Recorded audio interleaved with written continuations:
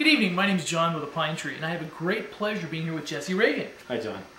Now, the reason we wanted to talk to Jesse tonight is we wanted to find a little bit more about reverse mortgages, because I think there's probably quite a few of you out there like myself that I have no clue what they are. And, you hear the general terms, but when it comes down to the brass tacks. Well, the good news is that you don't have to know a lot about them at this point. Good. But if you know someone who's 62 and older, okay, it's something that can bring them hope. Got it. That's the beauty. Just like anything, though, I mean, there's good reverse mortgages, and there are some that, I don't know if they're morally evil, but they certainly can be manipulated to help somebody or hurt somebody. Now, just the difference in the products. Now, there's some of the, just explain to us what the difference are in the actual different types of reverse mortgages. Well, there's a lot of different types of reverse mortgages. Okay. There's a lot of them. Of all of them, there's only two that I'm comfortable with. Okay. So I'd rather talk about those. But those are the ones that are... What are those two? Yeah. Those are the ones that are federally insured. Okay. That means the government insures behind them. So, how can that help you? Well, what if things are good right now in the real estate market, but your property goes upside down? The good news is that if you qualified up front to have money come from a reverse mortgage, it will continue to go to you. Why is that? How is that possible? It's possible because the government has insured it. Got it. It's a beautiful thing. Okay. It also, can I keep going, John? Oh, sure, yeah. Of course. Also, I mean, if you were to live there to be 106, they would keep paying. You can live there in your house as long as you want, even if your equity were to dry up.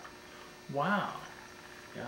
That's the beautiful thing about a reverse mortgage. It brings security to people who are home buyers. So if you're 60, so now that 60 is the new 40. I guess so. Yeah. You can, you sure. And orange is the new pink. Yeah. Yeah. Now, if somebody's contemplating this, what are some of the things they could do to research it? A good place to go is to go to the AARP. Okay. Go there. Obviously, call me. Oh, of course. Call me. We were going to get to that. Yeah. Okay. Yeah. I have a lot of different information that I can go over with people, but I also do, a comparison and an analysis if it's something that's right. Now, AARP has a lot of information on their website, even about comparing and dispelling some of the myths and that type of stuff. Okay. Absolutely. Yeah. And I think one of the things is I think it's probably important. We were talking before off camera. Is this for your clients? You want this to be a very transparent process, right? If this is something, you want this to. A lot of comfort. You want a good comfort level. You should not do any. You should never sign a contract without knowing what you're getting into. Right. That's the case. You need to not only have it disclosed to you, but you need to understand what has been disclosed to you. Well, cool. But I guess what I was thinking is we were talking a little bit. I guess on these things now is even though you are their representative, for the loan. With these now, they actually have to go to a third party as a counselor as well. Before any money can be spent. Okay. So there's nothing on the hook, if you will. There's no money spent. What is allowed with the federally insured reverse mortgages, you have to have a special licensing to do that. Okay. Not everybody can do that. A lot of people are out there talking about reverse mortgages.